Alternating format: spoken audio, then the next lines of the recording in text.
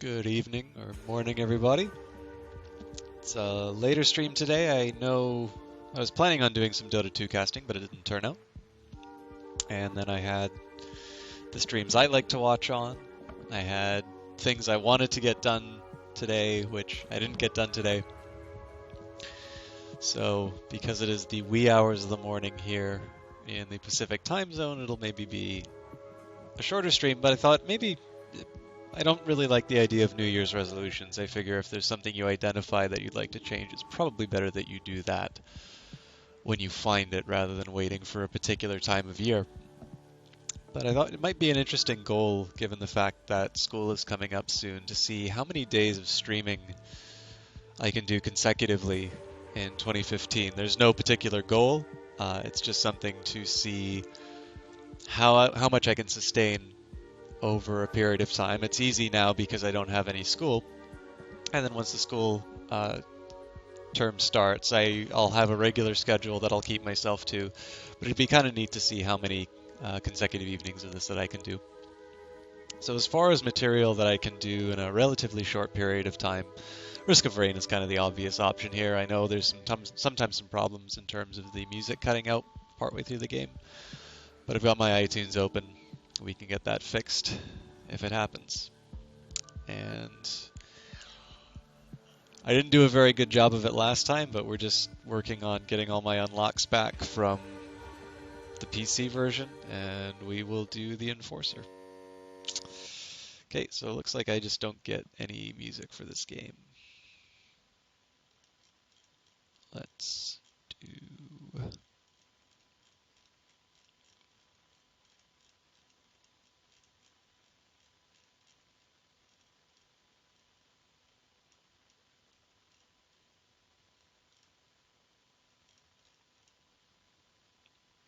I thought I had it up.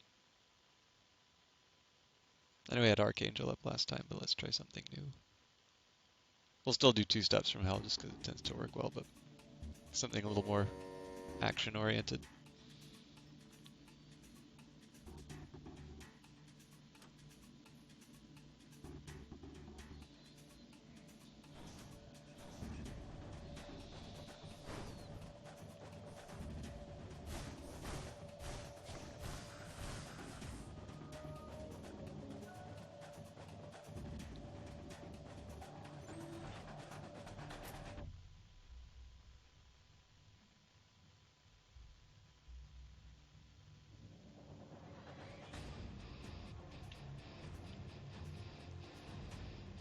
So I've played this a couple of times on stream now, but maybe as a bit of a summary for anybody who may be new to this game or new to this stream. Risk of Rain is, I'd like to call a roguelike platformer. I know that roguelike gets thrown around a lot, but I would say the staples of a genre like that would be sort of a progression system, which this definitely has. You unlock items as you go throughout the game, and when you achieve certain things over a given number of playthroughs, you tend to die a lot. It's definitely permadeath, so the first time you die in this game is the only time you have to start over again. And I think kind of the one big thing that really defines the genre for me is this idea of sort of arming yourself for one big boss fight at the end. What makes this a little bit unique is the fact that you have the difficulty will increase based on the amount of time that you spend in the game. So a level like this, when things are pretty easy, you want to find a bit of a balance between arming yourself for the oncoming fights, but you don't want to spend a whole lot of time in here unnecessarily, because that'll just wind up hurting you in the later levels. As you can see in the top right-hand corner, actually, it says the difficulty is very easy right now. That's not a setting of the game, that's just the point that I'm at in the time, and you'll notice that that bar fills up and starts giving ratings other than very easy, and that'll be happening fairly quickly. Of course, the other thing that distinguishes this from other roguelikes is the fact that it's a platform shooter, which seems to be a genre which is, I mean, it's fun, first of all, but I think an interesting little fact is that it seems to be a genre that really fits sort of unexpected genres. So another great example of a game that I really like is Awesome Knots, which takes the MOBA, or is Total Biscuit. Oh, hey, it is very late. Yes, I wanted to commit to getting at least some kind of a stream in for as many streams as I could in for the new year. Not really a New Year's resolution. Happy 2015 to yourself as well. But yeah, I just kind of wanted to see how many days I could sort of get done consecutively, especially before the new term starts. So I thought I'd do something a little simple like Risk of Rain, which I've so far done a pretty good job of messing up on stream. But yeah, no real economic stories to talk about in Risk of Rain, but it's a fun game. Did you do anything special for New Year's, or did you spend time on Twitch channels like I did?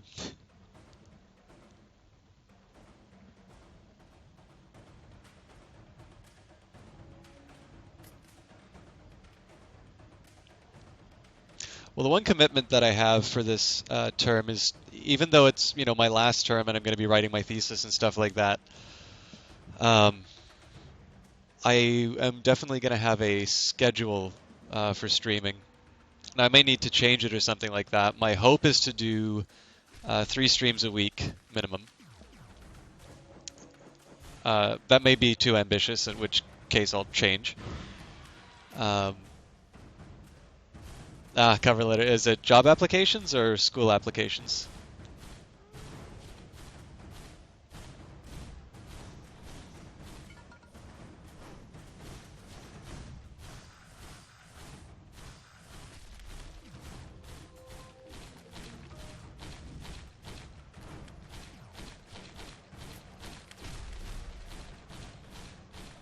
Nice.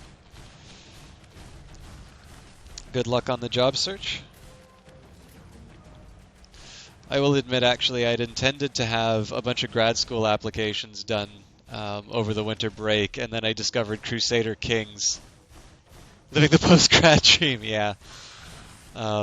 There's something very nice of this idea of applying to grad school so I can sort of extend this adolescence of academia.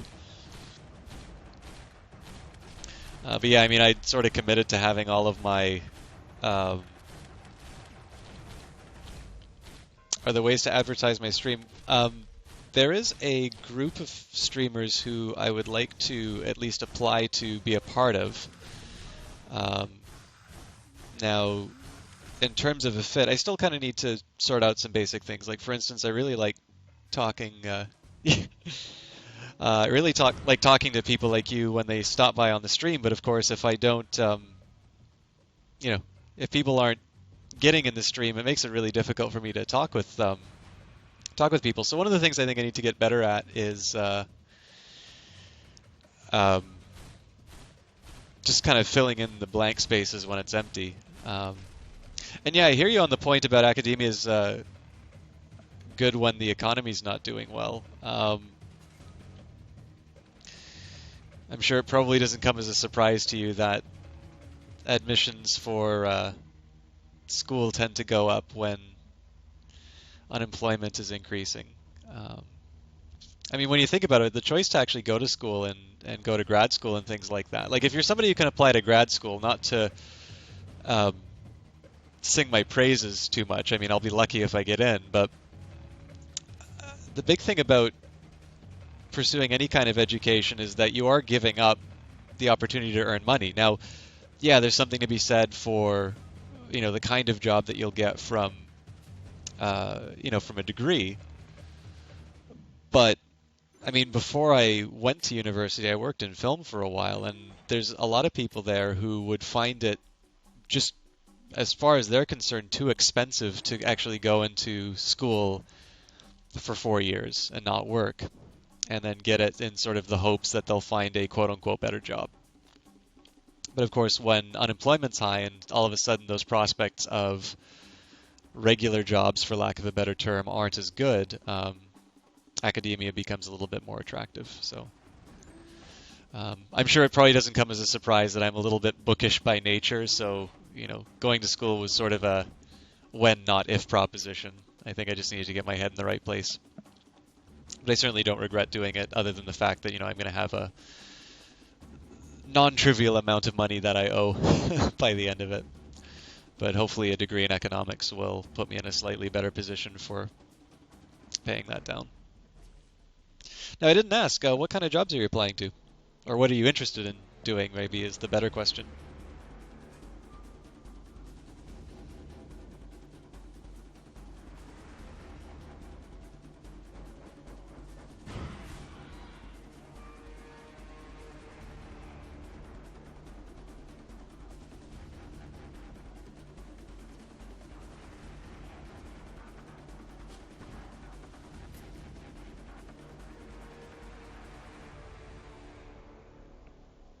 Telecommunication engineering.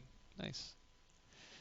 Now, actually, I guess the question I have of that, would that be building infrastructure for the telcos, or is that more so the creation of something like a mobile device? Yeah, I remember I wasn't sure if it was Alberta, but I know you mentioned that you were in the prairies.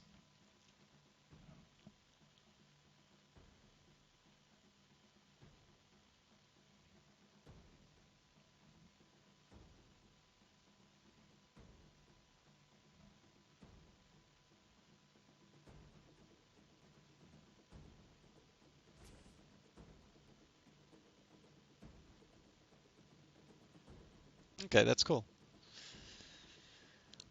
I mean, it's kind of interesting too because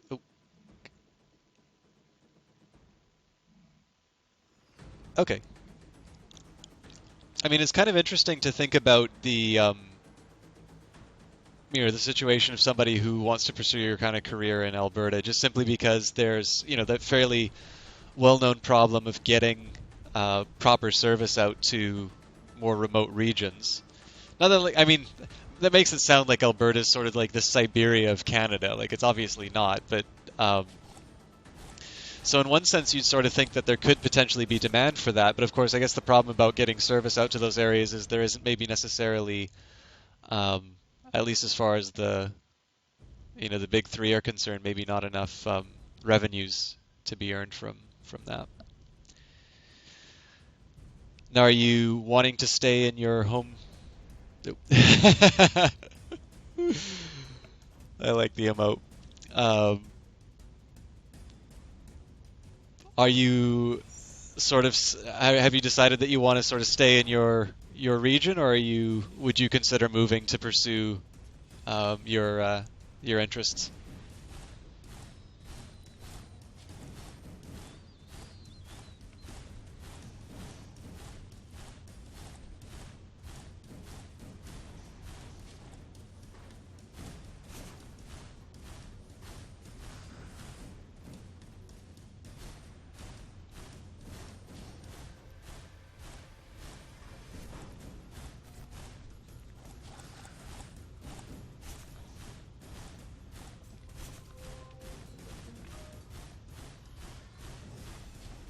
Ottawa in terms of a new place to go? Well, I mean, I suppose I actually don't know. Um, I don't actually know where the better, you know, greener pastures may be. Oh, nice. What kind of studies is she doing? Are they engineering like your own, or?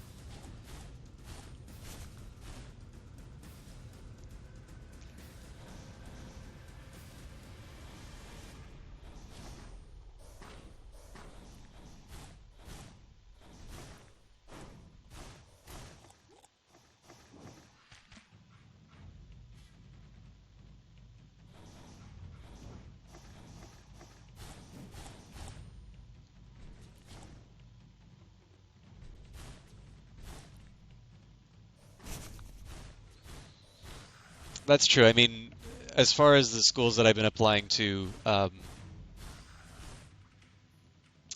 that's really cool, actually.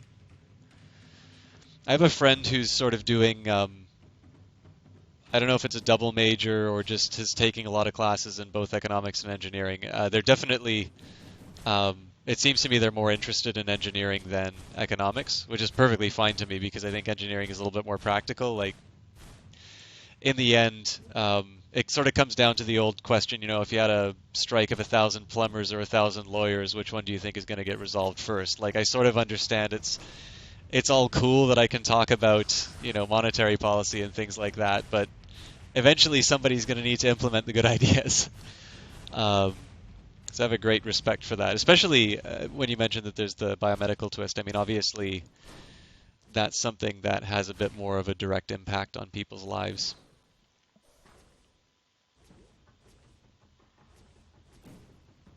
Of course, actually, I'll also say too. I know it sounds like you're maybe I won't say discouraged about being in Alberta, but when you talk about locked in the land of oil, um, I'm obviously very fortunate to be in BC myself. But a lot of my friends have since gone to Alberta, and they're perfectly happy there. A lot of them work for companies like Shaw and things like that. A couple of them do work on the oil patch, but well, it's kind of funny too. There seem to be a lot of economists who start off in something like physics or being an engineer, like Lawrence Summers, former Treasury Secretary for Clinton. And you probably saw him in The Social Network. Well, actually, okay, there's two places you will have seen him or heard of him, um, which is either in The Social Network, where he has this absolutely wonderful scene where he just completely deflates the Winklevoss twins when they want like a meeting with the president over the alleged theft of Facebook. So he was president of Harvard for a while, also a very controversial president. The other place you might have heard of him is if you saw a documentary on the financial crisis called Inside Job, which kind of tries to lay the blame for the financial crisis on him and Alan Greenspan. That's maybe a little unfair to the documentary, but the documentary is also very unfair to some of its interview subjects, so I don't feel as guilty. Um, but in any case, he comes from this. I think he has two relations. One is Kenneth Arrow, who's kind of like the godfather of economics. Like he just writes about everything, and it's always something amazing. And Paul Samuelson, who again is a really influential figure. Unfortunately, he's died. Arrow's still publishing, but basically his family tree includes both Samuelson and Arrow. And despite that, he actually pursued engineering originally, and then for whatever reason decided to do economics. Um, and I think there seem to be a lot of stories of either people who try out physics or engineering and then become economists, but I don't see a lot of the reverse stories of physicists and engineers becoming economists.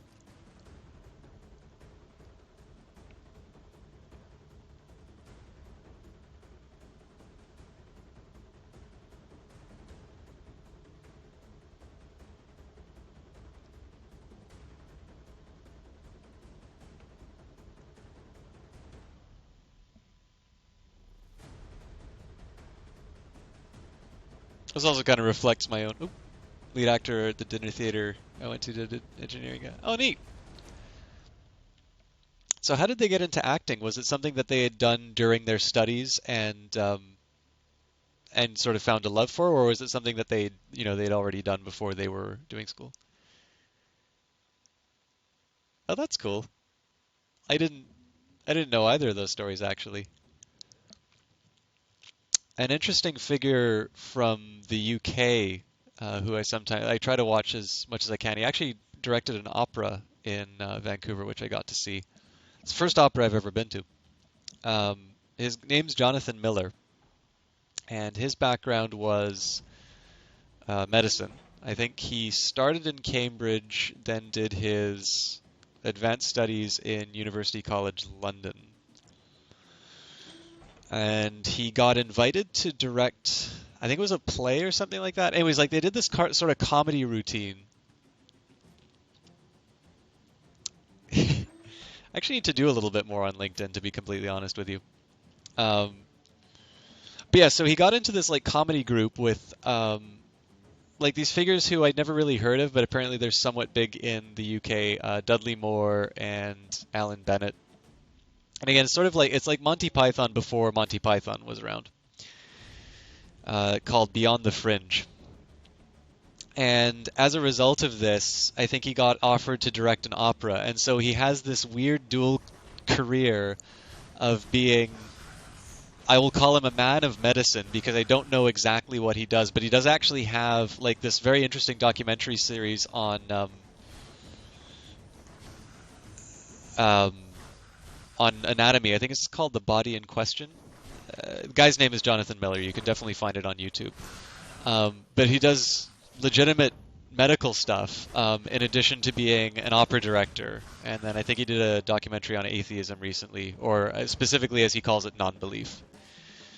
Um, so I think that one's called A Rough History of Disbelief, which is it's interesting. Although because I have my background in doing some research work in classics, I noticed that I think their researchers just kind of Wikipedia'd a couple of quotes, which actually aren't by the people that they're quoting.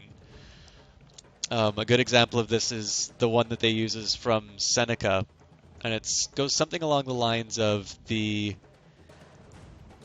atheist opera director doctor. I never thought I never thought of that career curve, but it works. The guy is really smart, very and definitely very articulate. So I definitely recommend checking out some of his stuff. Obviously, the operas are a little hard to unless he decides to come to Canada to direct another one. But the quote that I kind of had a little gotcha moment on for him was it's something along the lines of religion is regarded by the common man as equally true. The wise man is equally false. Oh, sorry, religions are regarded by the common man as equally true. The wise man is equally false, and the ruler as equally useful. Now, Seneca never said that. Or at least there's no record of him saying that, but there is a record of Edward Gibbon, the guy who wrote The Decline and Fall of the Roman Empire. He wrote something very similar to that. But if you go to like quote sites and things like that, you will still see that sort of stuff attributed to Seneca.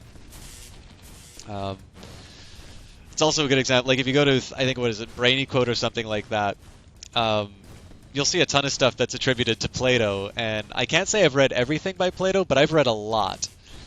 And there's stuff which is either very clearly not consistent with what Plato would write, or, really wonderful sentiments, but so very obviously not by him.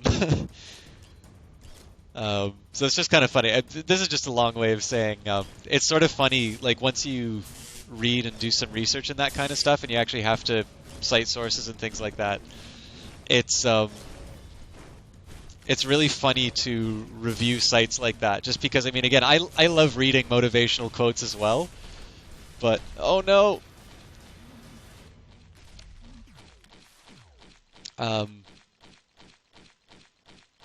But yeah, I always feel like a bit of a Scrooge when I see something like the Seneca quote, and I'm like, nah, I've read Seneca, he's not in there. I think the big thing about that is as long as you're not that, everybody knows that guy who just wants to show how much they know and, decides to make a big presentation of saying that, Plato never said that. But on the other hand, too, I don't. Carpe diem, Plato. Yeah.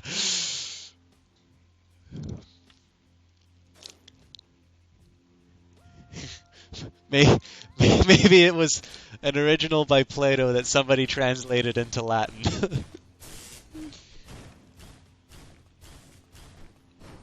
My favorite definitely has to be you should never trust quotes on the internet. There's no way to know who actually said them. Abraham Lincoln.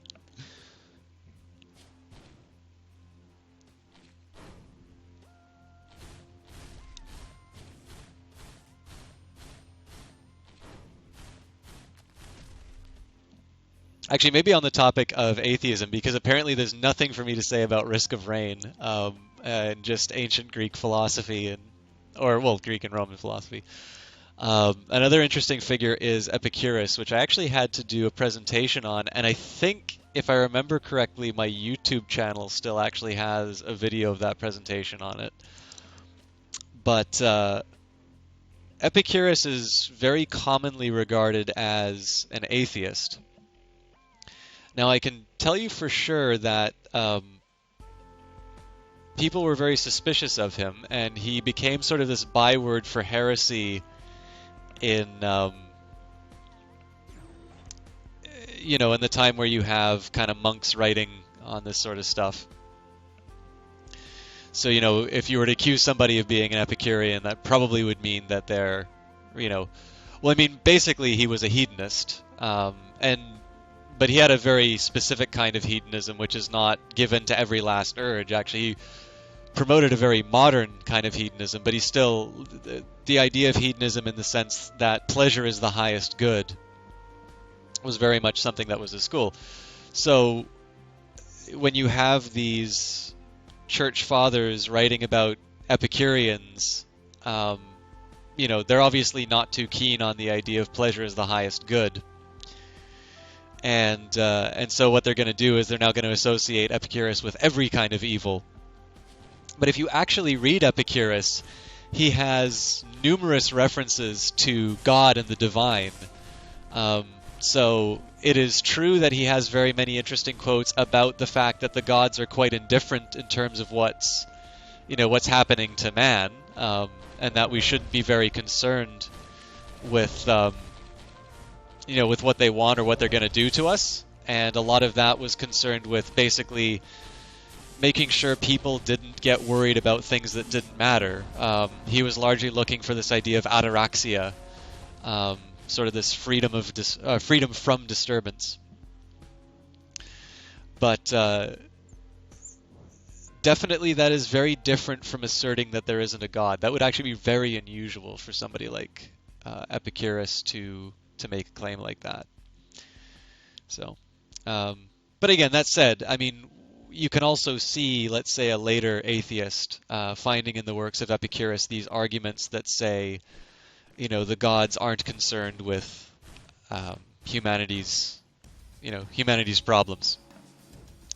And so, the atheist takes it one step further, or, the atheist's forebear, or whatever that was. And they just say, well, Epicurus says this, and so if you follow it to its logical conclusion, we know that there are no gods. But I think the big thing is that while you will see a lot of documentaries and a lot of books on atheism that claim Epicurus as sort of one of the first figures, you could maybe find it definitely makes a difference when quoting. You can definitely, if you sit down and read anything about Epicurus, and Diogenes Laertius is usually sort of the source for this kind of stuff. And it's actually, there's a theory that Diogenes Laertius was a Epicurean sympathizer, just because there's so much of his philosophy that's saved in that document, or that book rather. Basically, if you actually read what's preserved by Epicurus, it's really hard to make an argument that that is a guy who doesn't believe in some form of divinity. But I mean, it could also just come down to the idea of, spiritual but not religious, right? It's not to suggest that he would necessarily believe in, in a godhead like we normally associate with ancient times. If you got a chance to see any of those interviews with professors that I did, definitely the one thing that sort of gets revealed about the classical world is that it's often not as weird as it sort of is made out to be, and the people are usually a lot like us.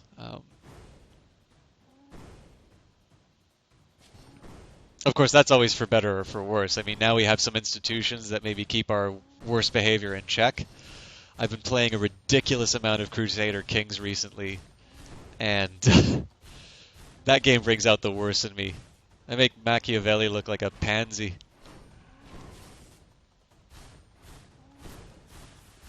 To give you an idea of how awful I am in Crusader Kings, anybody who's been reading my Facebook just already has heard me say this so many times.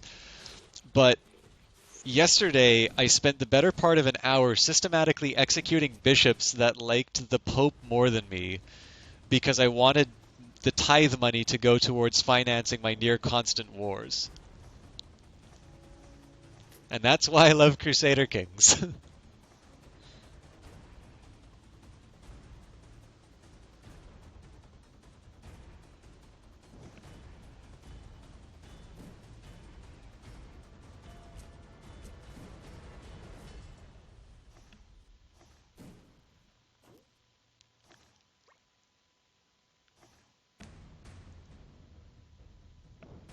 I do actually intend to stream Crusader Kings at one time at some point, but I know when I did Democracy 3, I noticed that was a game that attracted a kind of person who really likes to be very engaged in terms of the kinds of decisions that are getting made.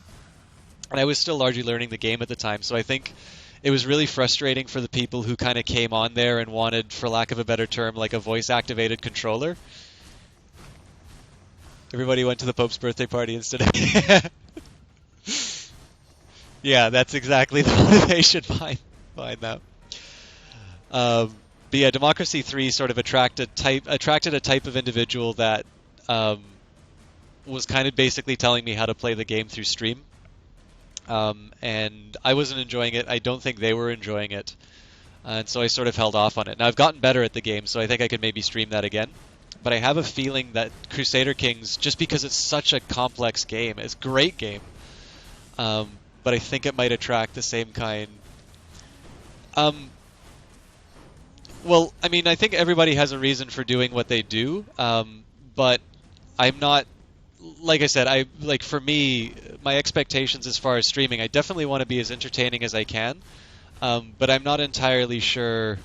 I'm not entirely sure talking to somebody like they're a voice-activated controller is quite the way that it's not what I have in mind when I think about streaming, and it's not really what I have in mind when I go to a Twitch stream. So,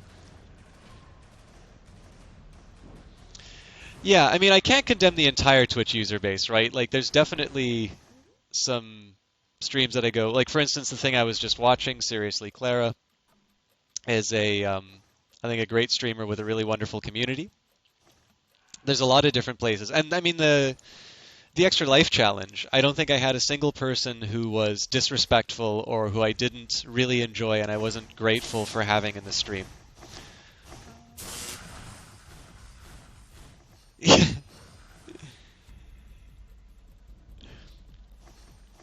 But yeah, so I mean, again, I hesitate to call the guy annoying because very clearly, I mean, the first thing he said when I said it's like, I'm not sure Democracy 3 streams well, he says, oh no, this game's great to watch. And so I have to assume that there are some very good Democracy 3 streamers who are really good at incorporating people's feedback to the game. And I think maybe that's just something I need to work on. But I think there's a certain point where, like, I'm trying to read the flavor text of what's going on, and he's just saying, you know, cut healthcare spending. I'm like, well, but, you know, I can, like, the game, if you've played Democracy 3, like, all of the policies are in a CSV file. Like, if you wanted, you could just go into Excel and you could make it so that, you know, raising taxes cures cancer. But, you know, part of the fun of that game is to role play a little bit, right?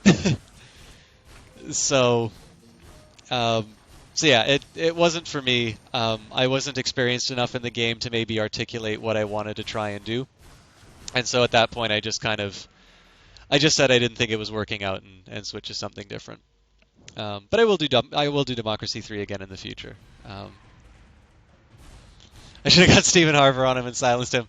You know, the funny thing is, I have had tremendous success in a couple of countries adopting extremely conservative policies. Like, I think the thing I learned about Democracy 3, and this is, I think, the beauty of the game. Like, if you look at the reviews for Democracy 3, you will see people on both ends of the political spectrum talking about how it has, you know, either a liberal or a conservative bias. It doesn't. Now, I'll tell you, I think the guy who makes Democracy 3 is very liberal. I think he's liberal to a point that he thinks that conservatives are inherently bad people. Which I think in my more partisan moments I'll maybe give myself, but, you know, on its own, I don't think anybody of a particular political view is a bad person, right? But the beauty of Democracy 3 is not the fact that it pushes a particular political. Yeah, he is very rough to his cabinet. I have a friend who worked as a. I gotta be okay. I need to be careful I'm not betraying too much, but I think there's enough on an anonymity in terms of who I am on Twitch so far, and nobody's really going to know who this friend is. So I had a friend who worked as a senator's assistant, And it was really interesting because I worked with them on a particular political campaign. I won't say what party. Um, and then the senator was of another party. You're gonna guess who this party is. Like I'll respect your intelligence. You're gonna know what party it is when I tell this story. But there's a bit of room for error in terms of who what the other party was. But using conservative means you do not get the evil. Well, I don't think there is an ending to the game. But yeah, anyways, so talking to this individual, it was really interesting because they, like, after talking to the conservatives, senator's assistant, yeah, I basically just said the party right out. I noticed like our conversations of politics went from like an interesting back and forth to they were trying to pull the, oh, if you've been in Ottawa, if you've seen what I'd seen, you wouldn't know this, and there's just things you can't talk about because the party needs to stay in government. And I'm like, the point of government is not self-perpetuation. It's supposed to be a reflection of, to use a really hackneyed phrase, the will of the people. And I think that's the beauty of Democracy 3, which is that, once I threw away any of my ideals of how I think a country should be run, and once I just started being this completely craven politician that gave into every last special interest and lobby group and like any group that would get me in office, I started doing really well. And I think that's what's really wonderful about Democracy 3 is it shows us how awful our system really is.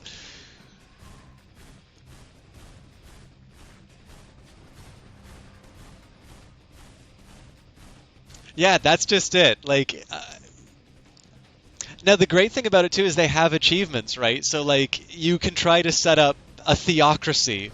Like, you could try to make this big brother police state. You could try and take France and, just turn it into this complete, religious police state, and you'd get an achievement for that. And there's definitely achievements for, like, actually solving the country's problems. But you could bankrupt the United States. You made me give up on Democracy 10 out of 10. That is exactly my experience of Democracy 3. Or like Crusader Kings 3, my 10 out of 10 review of that, I had a bastard son, and because like I only had one heir and I was really concerned that, he might die for any reason, I legitimized the bastard up front, right? Like, it makes the mom happier. It gives me a potential heir. Like, it's unconventional to do that. Usually that's a last resort, but I could afford to legitimize him, so I did. The bastard son... Oh, sorry, and the important thing here is the bastard that I had was actually with my son's wife. So my son was cuckolded by me. He knew. I legitimized the bastard that I had with his wife. The bastard, once he became 16, hired assassins to kill my son, succeeded, and inherited the kingdom. Which is fine, because obviously my son was a bitch and wasn't worthy of inheriting the kingdom. But that's why Crusader Kings 2 is shows me to be a bad person. 10 out of 10. Would Crusader King again.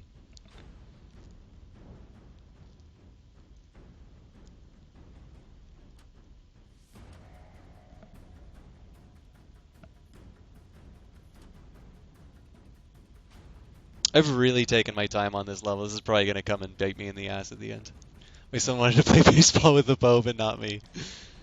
No papal difficulties with my son.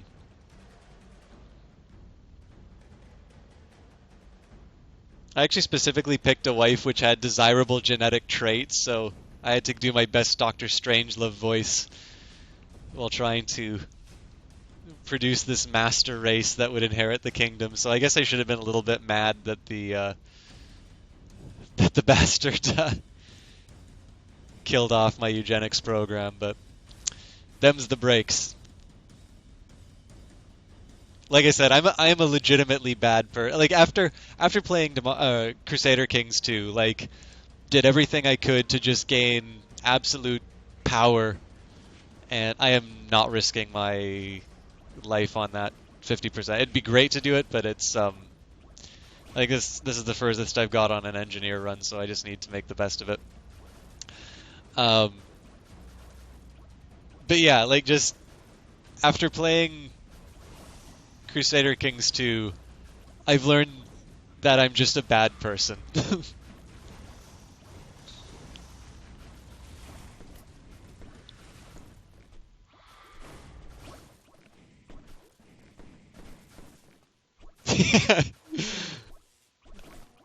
Yeah, I was gonna say if my indications of like, I mean, I've gone from, I don't know if you've played Crusader Kings 2, but like it has a ridiculous amount of detail. Like there's so many little counties and things like that.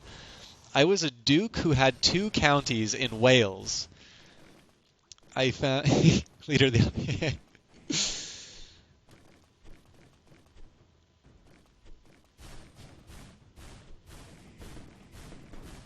Oh my God, I did not know that about Alberta.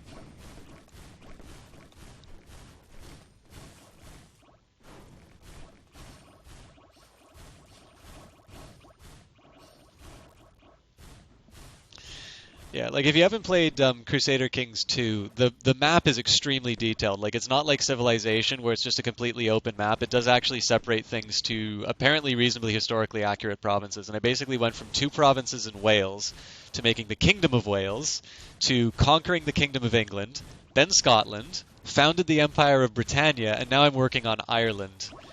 Um, and it's a Roman Empire. Like there's absolutely no freedom for any of the vassals. The way I keep power is like if there's a faction that's becoming difficult, I provoke them to starting a revolution, and I just kill them with an overwhelming army. So we don't even have the benefit of we don't even have the benefit of an opposition parties. Yeah, I mean, I will let you know it's 50% off on the Steam sale right now. It does sometimes go down to 75% off, but if you want to do a try before you buy, I definitely intend to stream it once I have a little bit more. Like, I basically want to get my first game under my belt. Um, and I mean, I have been playing the hell out of that game. It's silly. I think it works well for people who have a little bit of an active imagination because like things will happen. Like I had a guy who I think he was 20 years old when he wanted to like conduct an adventure and try and take one of like my small duchies or something like that. So I took an 11. I think he had like a force of 2,000 men. I took 11,000 men and absolutely annihilated the force, and he was in my prison. And like I left him in there for 10 years. I didn't even look at the dungeon or anything like that. And like when I finally look at him, because I'm releasing a bunch of political prisoners for like ransoms, again to finance these ridiculous wars I always find myself in.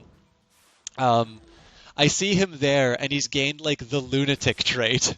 So I very deliberately released every single prisoner inside there except for him, and I'm like, this man has gone insane after 10 years in my dungeon, and I'm now going to keep him as a pet just because that's the most evil thing I could do at that moment. Now, obviously, if somebody normally looks at, a game like that, and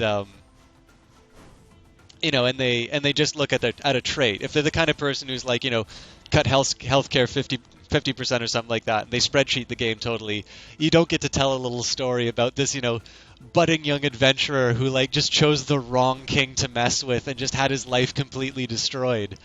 But I love Crusader Kings just precisely because the level of complexity they've added to the game has, made for these little emergent stories that come out of it.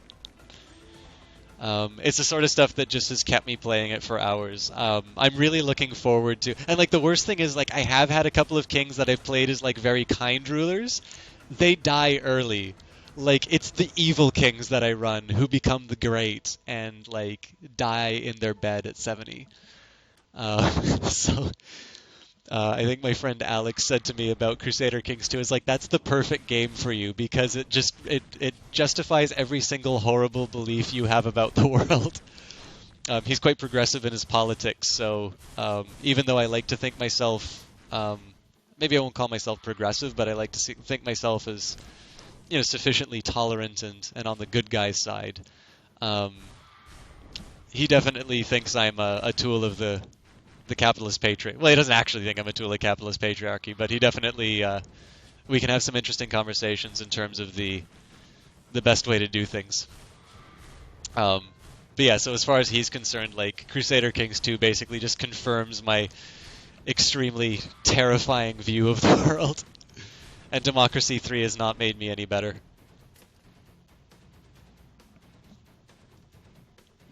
I will say though, I mean, the thing I love about Crusader Kings 2 is like, and I mean, I love the Civilization series still too. Like to me, Civilization is a celebration about the great things that humanity can achieve, whereas I think Crusader Kings 2 really actually wants to deal with the complexity of running a country. And I think what's great about Crusader Kings is that you're not a king. Like I've had to work really hard to be a point where I'm like as close to an absolute monarch as you can get away in that game. You have to fight your vassals at every point because they want power. And it's just this really interesting exploration of so many ideas that you'll find in things like political economy. And the fact that you can have a dictatorship, but a dictatorship could still be overthrown. So how do they keep power? So like you mentioned, actually the idea of the leader of the opposition crossing the floor to join um, the governing party. I hate saying things like ruling party, just because I still like to think that we are a democracy, and and that ultimately the candidates are representing our interests. What's important there is that, let's say, I mean, obviously the Conservative Party in Alberta is very strong, and there's not really a credible, opponent to it. I mean, people were worried that it was Wild Rose that was going to be the replacement, not, let's say, like the Liberals or the NDP or something like that. And I think what's really interesting about that situation is to see whether or not the the contest for the leadership becomes through candidates who have different different positions on the political spectrum. So do you have like the to use an archaic Canadian political term, do you have the progressive conservative candidate and then like the more traditional conservative candidate, or are they basically two like very right wing kind of button down characters? In the latter case, then it's really a shame, and you have to sort of wonder whether or not everybody's interests are really being represented. But if it's one party, but the dynamics of that have maybe just been switched to things like primaries in the United States, or leadership races in Canada. There may still be like the elements that we find desirable of a democracy still there. The thing is that I don't live in Alberta, so like I've never really had a chance to explore these kinds of ideas. And I know certainly people who vote in that province are going to have a much more informed opinion, and one I should listen to a lot more, because in the end, they're the people who are going to be affected by the decisions of their politicians. The worst I need to worry about is whether or not a pipeline gets approved inside of BC or not. And it seems like BC is blocking pipelines, not supporting them. Well, BC government is supporting pipelines, but usually the municipal politics tries to block it. And it's obviously the NIMBY effect, right? People don't want, people want the benefits of oil, but they don't want something like that in their backyard. And I don't necessarily blame them, right? Like, there's definitely environmental consequences to stuff like that. I think the question that we need, and the conversation we need to have and we don't have, is how do we properly balance environmental stewardship and our need for energy? And unfortunately, that tends not to be the conversation that we have. The oil patch kind of becomes the poster boy for everything that's wrong. Yeah, the SkyTrain's really good. I will say Vancouver Transit isn't as great as it could be, but I also recognize I'm really lucky to have something like the SkyTrain, because I go like through two different municipalities to go to university. I live in a place called New Westminster, and and I basically go through Burnaby to Vancouver to actually go to school at the University of British Columbia. And all my friends keep telling me that I should just, man up and live on campus. But, it's my final term, and I may not even do grad school at UBC. So it doesn't make a lot of sense to move now, especially because I have a lot of books, so it's a real pain in the ass to move. One relevant thing I'll talk about for Risk of Rain is the strategy I normally employ is I actually try to open all of the doors at once, but I got kind of caught in some low health, so I needed to do this upper level first. Now I'm going to just try and do this death run. Oh, I really want that. This isn't a perfect item for the Providence fight. Oh, neat.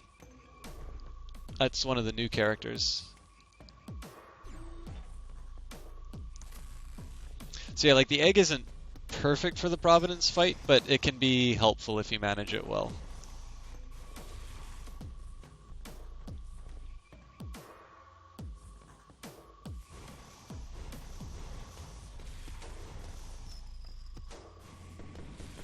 And actually, this Two Steps from Hell album is not that far off. Well, I mean, it's not. It's definitely not like the Risk of Rain soundtrack, but it's actually, I think it's reasonably appropriate.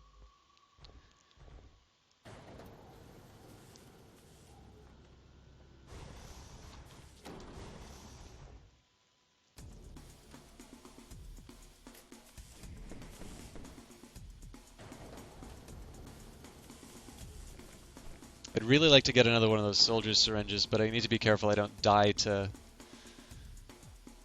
the beasties.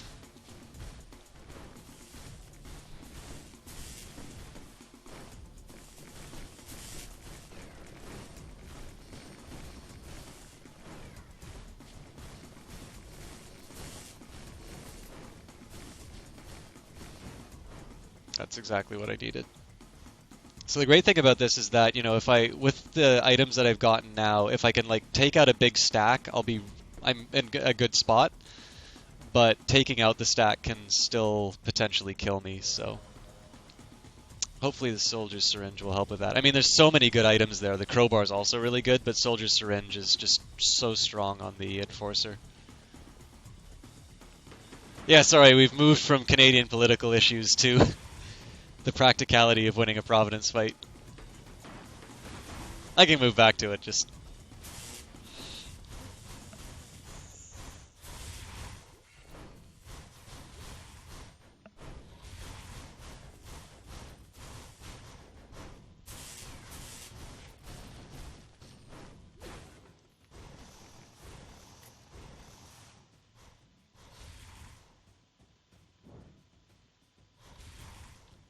Actually, here's a question for you, I smell like poo, because you mentioned, I know you mentioned streaming once before, and I feel like I've asked this question to you, but I honestly don't remember the answer, and I apologize for that. What did you stream when you were doing it on Twitch?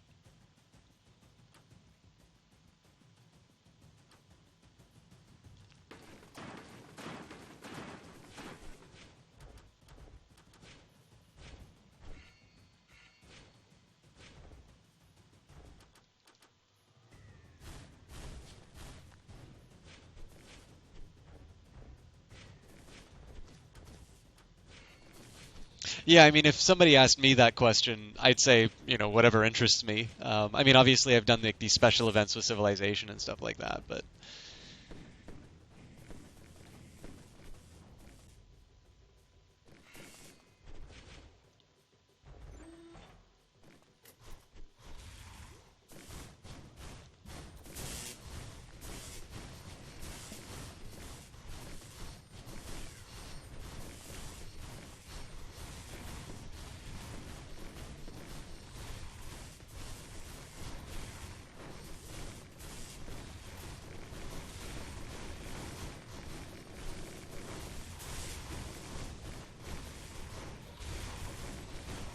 Okay, neat.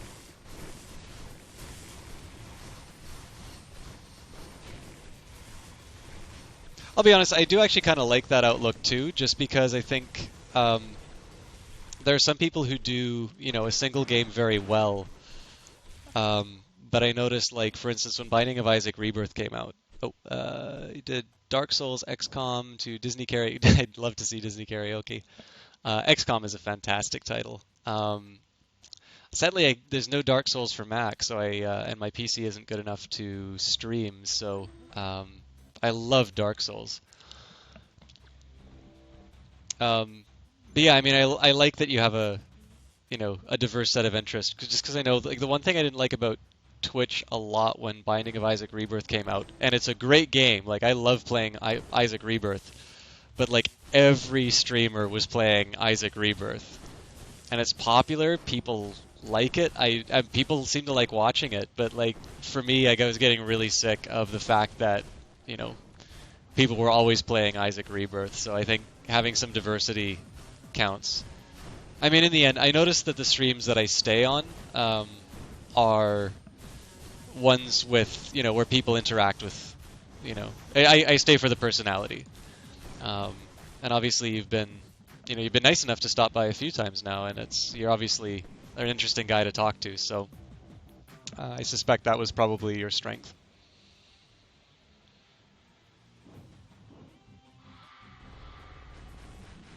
Yeah, absolutely. I share that sentiment. I know there's a lag between what I say and you do, so I probably was talking about that right as you type that, or it'll probably seem like I'm replying to that a lot faster than I actually am. But I agree. Like, I think I'm. Oh, you know what? I really need another key card. I think I should go for the gun first. But yeah, I mean, I think talking. I guess the big thing is that there are streamers I'll watch for their quality because I like Dota, right? So, you know, a chance to see a pro play Dota from their perspective.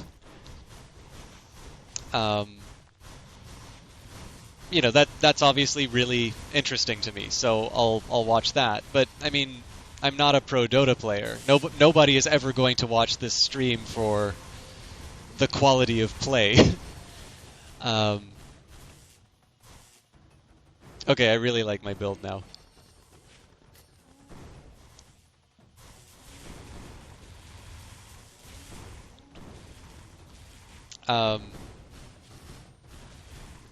Or was I going with this? Yeah, but I mean, with the exception of the occasional streamer that I watch, with the exception of the occasional streamer that I do watch for things like skill,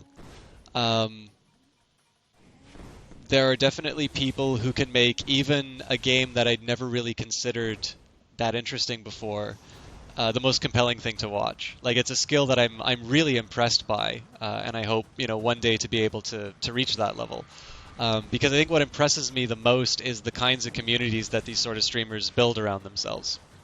And so as a result, even if it turns out to be a game that's maybe not that interesting or maybe not that fun, I mean, obviously there are streamers who kind of play like the latest thing that comes out no matter what. They sort of seem to have these people that they can talk with and have a good interaction with no matter what. So, oh no, I'm not gonna make it.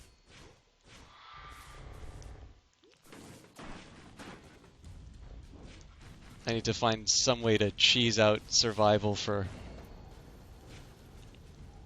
20 seconds. Thing is, I really want that. I really want another key card to open the medic bay.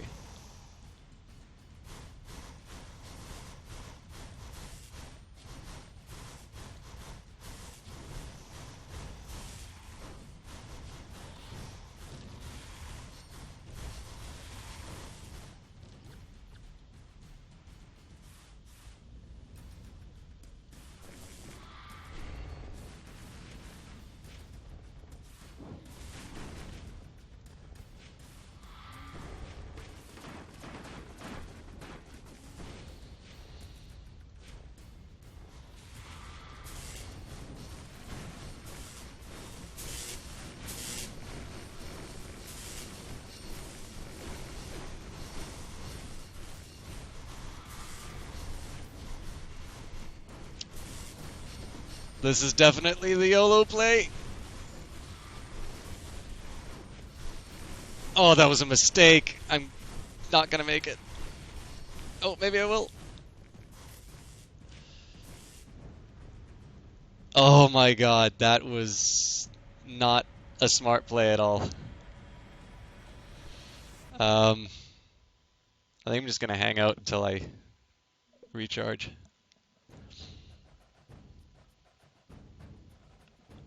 Yeah, actually, that's a good point. Yeah, sorry, I wasn't really focused on I wasn't focused on chat for a substantial part of that. Um, but yeah, I agree. I think I should, especially because I'm taking this a little more seriously now. I think I should maybe make a little bit of a better effort to promote the stream.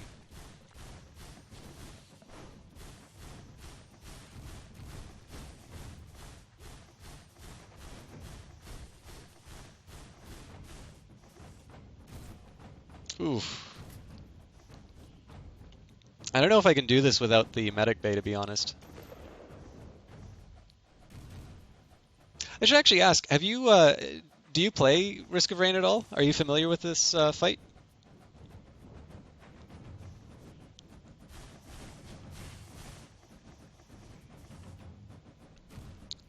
Nice, okay. So there's probably no shortage of face palming during this run.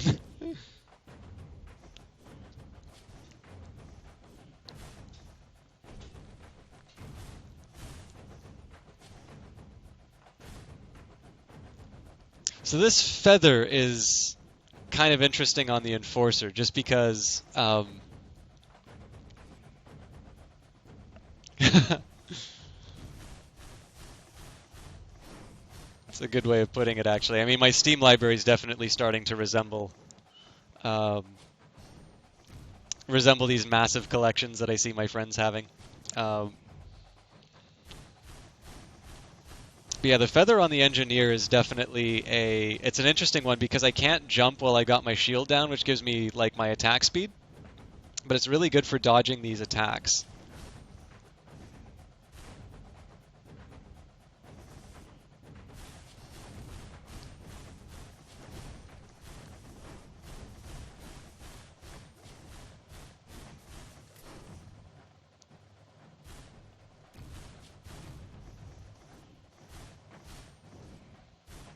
I mean, I could just make it a really slow fight and kite him around, but I don't want to. I don't want to be too cheesy.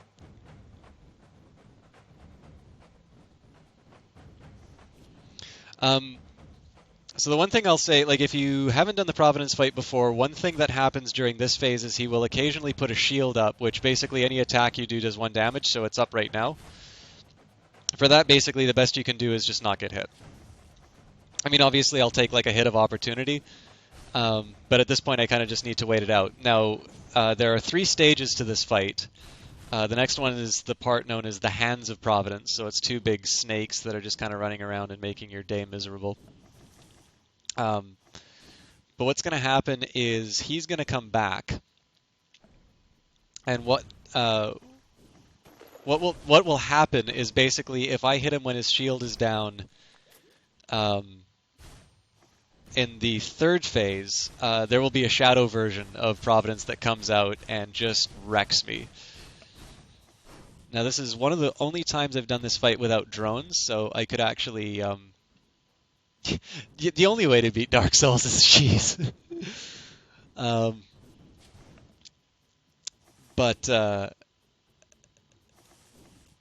yeah, like I've definitely beaten the Providence fight when the Shadow Providence is activated, but it's a lot harder, and normally it's been because like a drone activates it. So hopefully this time I can maybe be a little bit I can exercise trigger discipline and there we go. Oh god. This is gonna suck as the Enforcer, actually.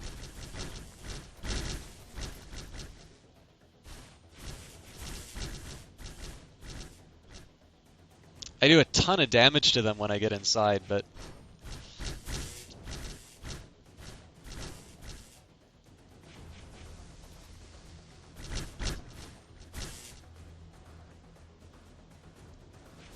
And I just think I'm not going to drop the shield and go for lots of feather jumps.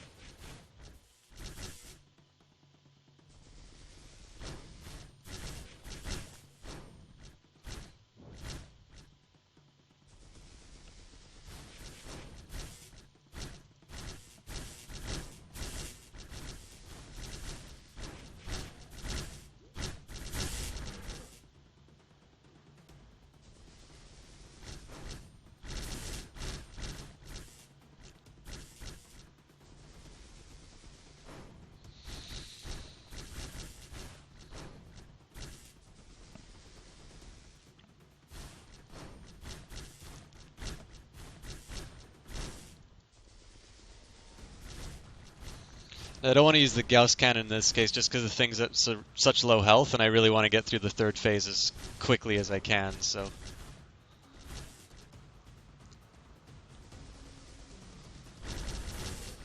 Okay.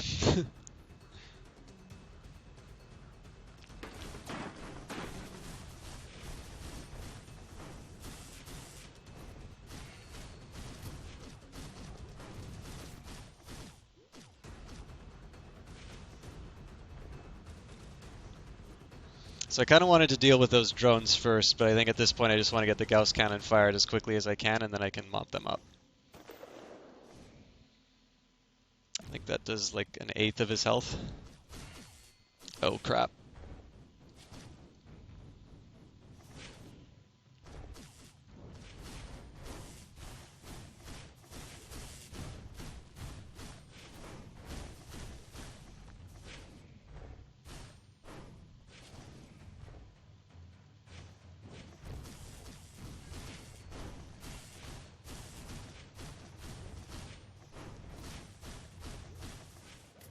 Definitely a true believer in the feather right now.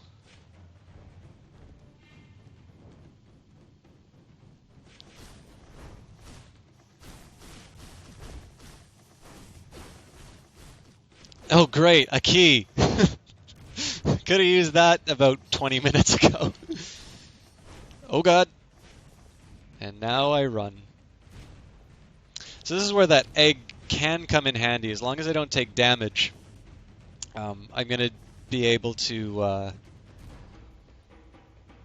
heal at a fairly advanced rate. A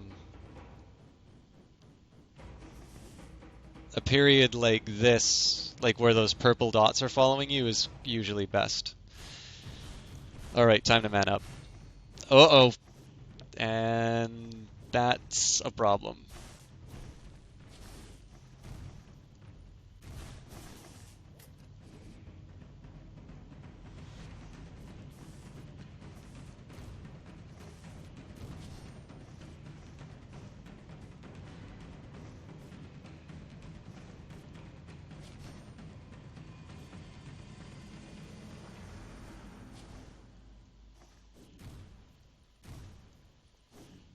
Suckers.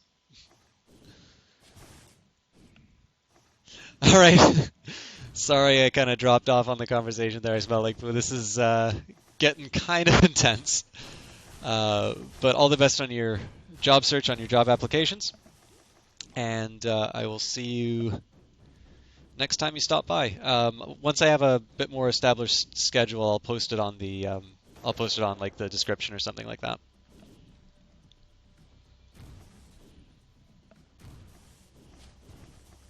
I think I'm probably going to turn in after this one, but if I can turn this into my enforcer one, I'm going to be so much happier. In fact, let's see if we can get something really appropriate on here.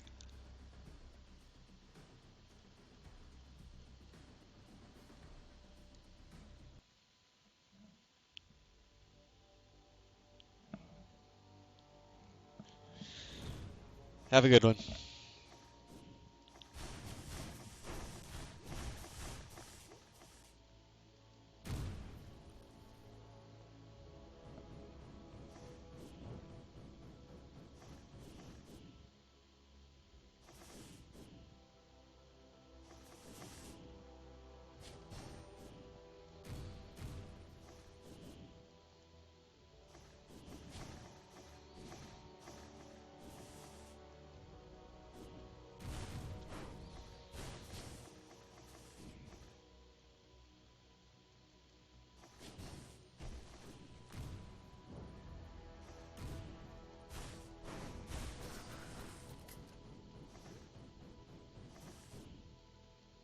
Okay, Shadow's dead.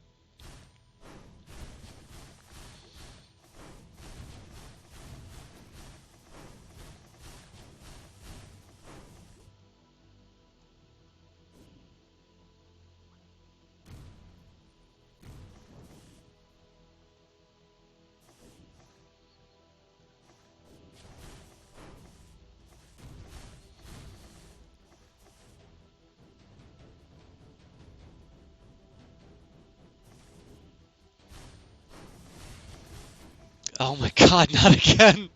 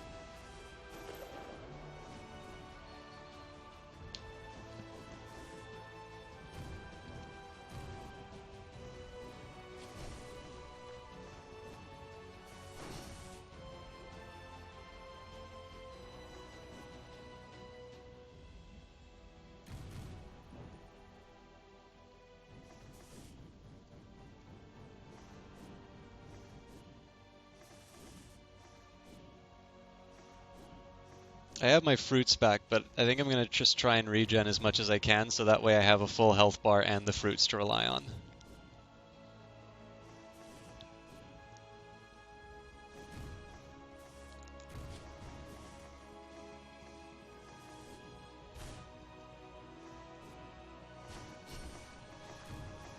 Well, that was the plan, at least.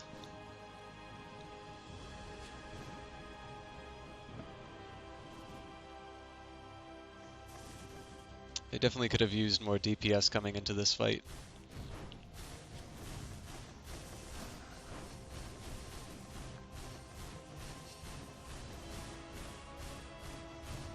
Alright, time to man fight it.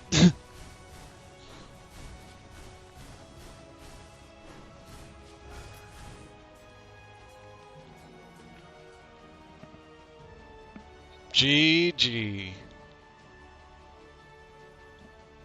We'll just sync in the music.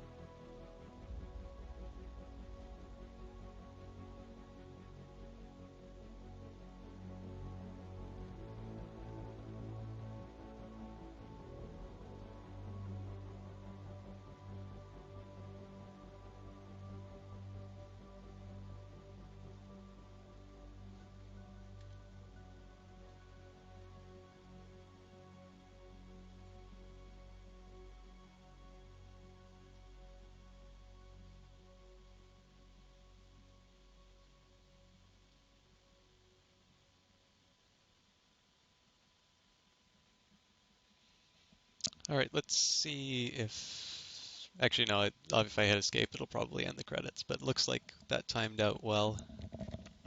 So that's a very long string of unlucky Enforcer games that we ended on that one. As far as unlocks are concerned, it looks like I had actually already unlocked Handy again, but it looks like the Chef character was our new acquisition for that one, and assuming that this game doesn't crash like the last one, I should finally be able to have the Sniper. It didn't crash. Yay. Okay. Uh, it is very late, as our comrade here said before, so that is it for me tonight. I'm sorry if you just started or you just tuned in. I normally like to do a little bit of a longer stream than I did today, but I did get a very late start. I will definitely be back tomorrow because Friday has been my normal day. Hopefully we'll maybe do a little bit of Risk of Rain, but I do know we need to finish off The Wolf Among Us. I know Civilization was really popular, and I might get over my fears of streaming Crusader Kings 2. So we'll do a little bit of everything, and with any luck, the new microphone will come, so that'll be a chance to test that sort of stuff and just sort of see what's going on. So actually, it looks like there's a few of you. If you guys just came in, I'm really sorry. We're closing out right now. But thanks for tuning in, and I hope you guys had a wonderful New Year's, and we'll see you all tomorrow. Have a good one.